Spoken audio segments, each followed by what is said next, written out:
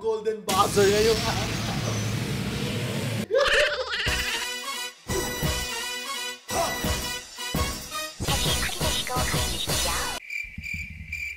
Si Amy Marcos, sorry. Si Amy Marcos ba to?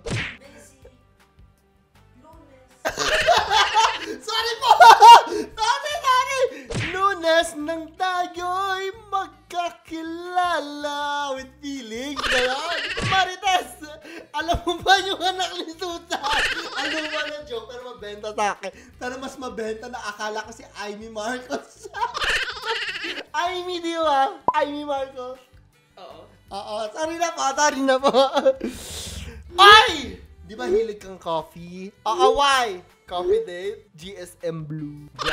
Ay, alam mo, hindi ako umiinom, pero may natikman akong ganito. Amoy Dunkin Donuts. So, na-addict ako sa amoy. Ang bango. Ano yun?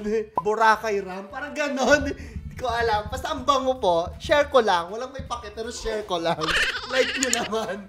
Sir! Yes, buntis po ako. So, gusto ko sana mag-apply ng leave para makausap ko boyfriend ko. Hayop ka ba? Di ka mag-text ng buo. Kausapin ko muna asawa ko, nabasa niya ang text mo. Gago! Totoo ba to?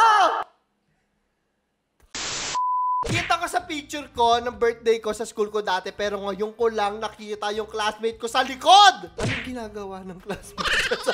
Bakit naman? Ganyan lang ngiti ko dyan, pero hindi ako may kasalanan. Ba't naibilaukan niya? Hoy, pag may pa-birthday party kasi ako public school lang po ako. So, pag may mga nagpapa-birthday ng ganda, ay, elitista ka, te. Ikaw ang pinakamayaman sa buong sigat ng Montefalco. Ikaw talaga.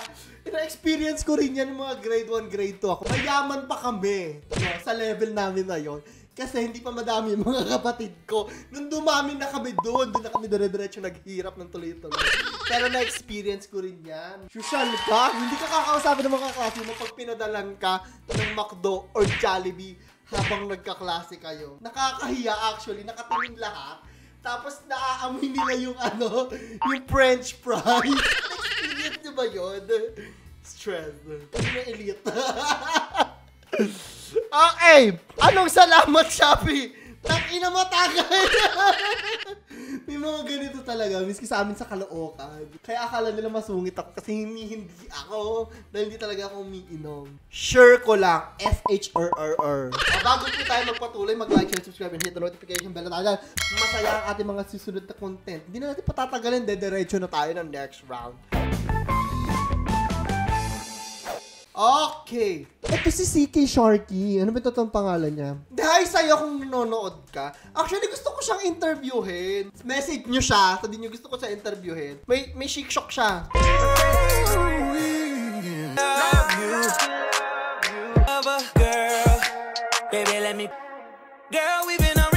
So, ayun siya. Obviously, deformed siya. At yung mga tao, binaba siya ngayon. Necklace. Gagaya mga ganyan. Dahil dito sa comment, Mobile Legends. Mobile Legends to, diba? Sabi niya, di kasi pasok sa larangan ng gaming ang kabaklaan ng Blacklist. Pota, Execration on top pa rin King of War. Execration? Sino si Execration? Sorry. Si Blacklist ba yung si Venus? Stan! Kasi hindi mo makikita talaga, no? Ang LGBT sa gaming community. So, stan ako sa kanya kahit hindi ko siya kilala. Hi sa'yo. Diba? So, nakakatuwa yun na na-open na yung Sobrang toxic talaga po, no? Especially pag usapan ng LGBT. Ang gaming community. Actually, gaming community in general sa ngayon, parang may new breed ng mga gamers na, mga mobile gamers na sobrang hateful palagi yung mga comment. Baka maawayin nila ako, pero sobrang hateful ng comments palagi. Mapa-LGBT or hindi. So, isa siya sa mga tao na yon. At dahil deformed siya, napag-initan siya. Ako, I don't agree, no? I don't agree na gamitin natin yun. Anong pinagkaiba natin sa pagiging hateful niya kung gano'n din yung gagawin natin sa pangangatawan niya or sa katawan, sa leeg niya. Pasensya na, iniisip ko po. Wait lang po. Sabi niya, Boss, 1v1, pag nanalo ako, sasakalin kita, G. Pag nanalo ka kahit anong skin, bibilhin ko. Ano to? Matigan tong memes! Anak mo yan? Oo, ba't ka tumatawa? Ba't walang leeg? Haha, gagoy! Bad! Bad! Hindi ako nag-a-agree sa pambabash sa kanya. No? Although, gets ko naman kung bakit nagagalit yung mga tao. Sobrang hateful kasi talaga, ano, na kanyang comment. Natutuwa lang ako na may meron na tayong discussion sa ganitong mga bagay. So, maganda yun. Ayos yun. Pero hi sa'yo, si CK Sharky. Invite kita dito. Sige na. Collab tayo dito, interviewing kita dito. Regarding dito, no judgment naman, mabait naman akong tao, pero hindi ako nag-a-agree sa, mali yung ginawa mo. Hindi ako nag-a-agree doon. Pero kung gusto mo, ini-invite kita dito. Dala kang pagkain. Pero ayun lang. Dito natin pag-usapan, suntukan tayo. Charot lang. Charot lang ha, baka mamaya suntukin. Kinakabahan ako, baka mamaya collab natin dito, bigla akong suntukin. Charot lang yun, ito naman di mabiro. O, ayun na, next na. Ayun ka! Ito! Papakita namin to, no, ng 10% speed. Na hindi ka talaga naintindihan. Ano pa sinasabi niya dito? Akala namin maghahalo-halo lang kayo. Tara mo namin! Ganun kasi. Pwede ba itong i-speed? Playback. Ulitin natin, papakinggan ko Akala namin magkakatula kayo! Akala namin kayo. Ba't kayo sumulami? Hindi ko pa rin po maintindihan. Pasensya na po. Sana ma-fix niya, no? I think tinetherapy to, di ba, mga speech impediment.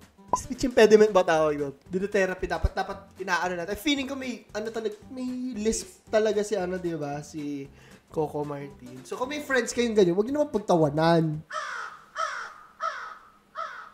Yun lang. Dahil sa online sabong nakabili ako ng kalandi uling. Dating may gasto. So yung mga content sa Facebook, ginagawa lang nilang video form sa TikTok. Dahil sa online sabong nakapagtinda na ako dito sa kalsada ngayon. Dating may pwesto sa palengke. Very Tito joke. Just for laughs, yung music, copyright! Dahil sa online sabong nakabili na ako sa kilong bigas. Dating may bigas, O sige, kaya mo yan. Tigilan natin yan. Marunong na po ba siya ag-English? Cute niya. Marunong na po ba siyang mag-English? Ay, oo. Sobrang talino nitong anak ko. Manang-mana sa mama. Diba, nak?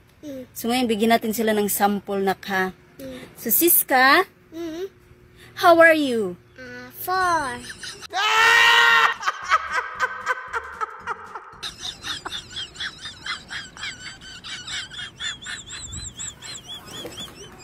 Tinapon yung Merong moves yung anak ko. Actually, matalino po talaga siya. In fairness, hindi ko lang yun. Uma-acting lang sila, pero natawa ako. At dahil dyan, ikaw ang golden buzzer ngayong ako na lang din yung nag-effects. O, lahat video. Go na. I'm so excited to see you suck the cock. Adali si ko apa na. Suck the cock. Agayait kaayo ka. Pag ito bastos, ha? Pero feeling ko susubo niya yung manok. Okay. Okay, here, wait. Parang yung dati lang yung show me your teeth. Hey, I'm back! Shamsi again! Alsa. Let's Okay, talk you want to atong i-fix ang camera. Na makita ta. You want us to suck the cock? Here's the proper sucking of cock. Saks! Hindi ko na ng maayos. Anong kayong gusto niya midyasa ng manok mo? Buang ka, ha? Manig itugnaw ang manok. Tama na utak! Gigil ako sa inyo. Pero mas mukhang manok yung buhok ni Kuya sa kanan. Ready ng sumabong, no? Yes! It's proper. Mahulog. It's proper sucking of Butang cock. scotch tape para dili Ayaw. Ala. Dili, tape, scotch tape. Nakakatuwa ang mga TikTokers din. Akala ko dati super cringy ang TikTok kasi puro mga sayaw-sayaw lang ng paulit-ulit. Pero hindi. Para siyang mega evolution ng Vines. Ganon. Parang lupa mo yung boses ko doon. Vines. Grabe. Bigyan natin para sa araw na to! Ang hiling ko lang ay sana nag-enjoy kayo. At kung nag-enjoy kayo, nandiyan po yung aking Gcash. Mag-send kayo ng 500. Charot lang. Pwede kayo mag-like, share, subscribe, and hit the notification bell para makanood ulit kayo sa susunod. At punta na kayo sa ibang mga video ko dyan. So yun lamang po. It's Clara the Third nagpapaalam. I love you guys.